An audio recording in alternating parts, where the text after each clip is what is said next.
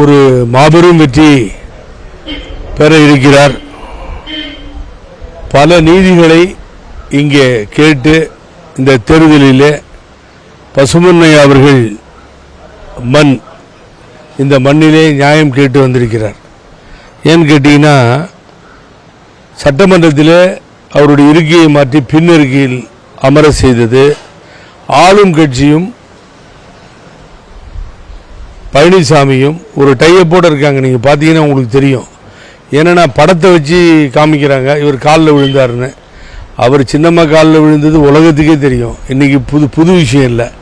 அதை உதயநிதி ஸ்டாலின் காமிக்கிறார். நான் பாராட்டுறேன், ஒன்றும் தப்பு இல்லை. பாதம் தாங்கிய பழனிசாமின்னு ஸ்டாலின் அவர்களும் மாண்பு முதல்வர் ஸ்டாலின் அவர்களும் வேகமாக பேச ஆரம்பிச்சிட்டாரு பழனிசாமி மாதிரியே. எல்லாம் கரெக்டு தான். ஏன் ஊழலை பற்றி பேச மாட்டேன்றீங்க? பழனிசாமி செய்த ஊழல்களை ஒரு இடத்தில் கூட இவர்கள் பேசுவதில்லை. இதெல்லாம் நியாயம் கேட்டு தான் இங்கே வந்து நிற்கிறார். வேறு வழி இல்லை. இந்த மண்ணு தான் நியாயத்தை வழங்கும். கட்சியை அபகரித்தார்கள், சின்னத்தை அபகரித்தார்கள், கடைசியில் வந்து கொடியை பிடிக்கக்கூடாது என்கின்ற ஒரு தாந்தோணித்தனமான முடிவை எடுத்து அதை நடைமுறைப்படுத்தினார்கள். அத்தனையும் அம்மாவால் முதலமைச்சராக்கப்பட்ட ஒரு முதல்வருக்கு இழைக்கப்பட்ட, முன்னாள் முதல்வருக்கு இழைக்கப்பட்ட அநீதியாக கருதிதான் இந்த ராமநாதபுரம் தொகுதியில் நின்று வெற்றி பெற்று நிரூபிக்க வேண்டும் என்று வந்திருக்கிறார்கள். ஏற்கனவே நீங்கள் நயினார் நாகேந்திரன் அன்பு சகோதரரை பொறுத்த வரைக்கும் 3,60,000 வாக்குகளை வாங்கினார். வாத்து ஆனந்த் அப்பொழுது டிடிவி தினனோடு இருந்தால் அவர் 1,40,000 வாக்குகளை வாங்கினார். இப்படி ஒரு 5 லட்சம் வாக்குகள் கைகளில் இருக்கிறது. ஆகவே நிச்சயமாக இந்த மக்கள் கைவிட மாட்டார்கள். ஒரு மாபெரும் வெற்றியை பதிப்பதின் மூலம் மீண்டும் அனைத்து இந்திய அண்ணா திராவிட முன்னேற்ற கழகத்தினுடைய ஒருங்கிணைப்பாளராக நான் மற்றவங்கள மாதிரி கைப்பற்ற போகிறோன்னு சொல்கிறது மடத்தனமான ஒன்று. எந்த கைப்பற்றதும் கிடையாது. கட்சி எங்ககிட்ட தான் இருக்குது. அவர் தான் கட்சியினுடைய ஒருங்கிணைப்பாளர் என்பதிலே எனக்கு மாற்று கருத்தே இல்லை. ஆகவே அந்த நிலை தொடர வேண்டும். மண்டியாவில் சுமலதான்னு அம்பரீஷுடைய துணைவியார் எம்பிக்கு நின்னாங்க. போன தடவை நின்னப்போ 15 சுமலதா என்கின்ற வேட்பாளர்களை, அந்த பேர் கொண்டவர்களை தேடி வேண்டுமென்றே இது போன்ற கெட்ட புத்தி படைத்தவர்கள், கெட்ட எண்ணம் நிறைந்தவர்கள் வேணும்னே 15 பேரை நிறுத்தினாங்க. இங்கேயாவது உங்களுக்கு 5 தானே, அங்கே 15 மீறி மாபெரும் வெற்றியை சுமலதா பெற்றார்கள். ஆகவே அவர்களுக்கு தெரியும் ஒரு பலாப்பழம் சின்னம் அப்படிங்கிறத கண்டெடுத்து ஈஸியாக ஓட்டு போட்டு வெற்றி பெற செய்தார்கள். இப்போ நான் எதிர்கட்சியாக இருந்தால் கூட திருமாவளவனை பாராட்டுவேன். ஏன்னு கேட்டிங்கன்னா, திராவிட முன்னேற்ற கழகத்தில் ஒரு தடவை இருந்து ராஜினாமா கொடுத்தார். இந்த சின்னம் தான் பிரச்சனை, அவங்க சொன்னது தான் கேட்கணும், அந்த சின்னத்தில் நின்றுட்டான்ற நிலை ஏற்படும். உடனே என்ன பண்ணார், பானை எடுத்தார். பானையில் 4 எம்எல்ஏவும் ஒரு நாடாளுமன்ற உறுப்பினர் அவரும் ஜெயிச்சார் சிதம்பரத்தில் நின்று.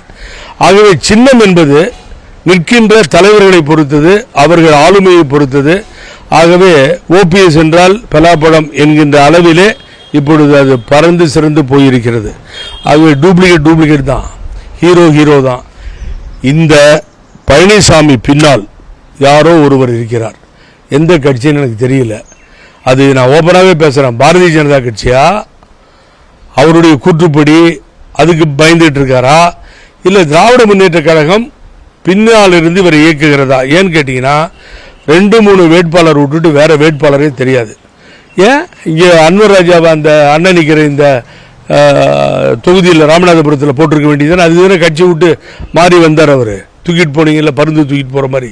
அதுக்கு பின்னாடி செம்மலை இருக்கார்ல, சீனியர் அண்ணன், அவரை போட்டிருக்கலாம்ல. வேணுகோபால் அவ்வளோ வாக்குகளை பெற்று எதிர்கட்சி தலைவராக நாடாளுமன்றத்தில் இருந்தார்ல, அவரையே வேட்பாளராக போட்டிருக்கலாம்ல. அத்தனை பேரையும் புறந்தள்ளி முகவரியற்றவர்களை, இப்போ ஜெயக்குமார் சன் இருந்தால் தெரியும் எனக்கு, ஒரு புறாத்தலையன் அன்பாக கூப்பிட்டா கூட அவரோட சன்னை தெரியும், பிரபலியமானவர். அதே மாதிரி இன்னொரு 2 கேண்டிடேட்டை தெரியுங்க. இதை விட்டு மீதி அத்தனை கேண்டிடேட்டு யாருன்னு கேட்குற மாதிரி கேண்டிடேட்டை பழனிசாமி எந்த நலன் கருதி இந்த கட்சியை ஒழிப்பதற்காக நிறுத்தி வைத்திருக்கிறார் என்பதை கேள்வியாக கேட்கிறேன். இதுக்கு பதிலாக அவரால் சொல்ல முடியாது. அவர் யாரிடமோ அட்ஜஸ்ட்மெண்ட், செட்டப், எல்லா அரேஞ்ச்மெண்ட்டும் பண்ணி தான் இப்படி புதிய வேட்பாளர்களை நிறுத்தியிருக்கிறார். நீங்கள் எழுதி வச்சுக்கோங்க, நாளைக்கு என்ன கேட்பீங்க. திருப்பியும் பாலிமாரில் டெபாசிட் போகும் எடப்பாடி பழனிசாமிக்கு. நடுவில் மாட்டிக்கிட்டார், 2த்துக்கு நடுவில் மாட்டிக்கிட்டார். இதில் வெற்றி பெற்றவங்க என்னை பொறுத்த வரைக்கும் பிரேமலதா விஜயகாந்த் தான். தன்னை வாழ விடாதவர் தம் வாசலில் வந்து வணங்கிட வைத்து விடும் சொல்லி எந்த தேமுதிகவை துரத்தி அடித்தாங்களோ, இவங்க தொலைச்சி அடித்த பின்னாடி பட்டாசு வெடித்து சினிப்பு கொடுத்தாங்களோ அந்த பிரேமலதா கை காலில் விழுந்து கூட்டணி அமைக்கின்ற அசிங்கமான நிலை பழனிசாமிக்கு ஏற்பட்டிருக்கிறது. புதிய வேட்பாளர்களை போட்டு துணை போறார். பழனிசாமி ஓட்டு போடாதீங்க, உங்கள் ஓட்டு வேஸ்ட் ஆகிடும். நீங்கள் நோட்டாக்கு போட்டாலும் சரி, யாருக்கு போட்டாலும் சரி, அதுக்கு வரவே இல்லை. நான் பழனிசாமிக்கு போடுகிற வாக்குகள் சுத்தமாக வேஸ்ட்டு. நான் ரெட்டை இலைக்கு இப்படி சொல்கிறேன் புகழேந்தி நினைக்காதீங்க.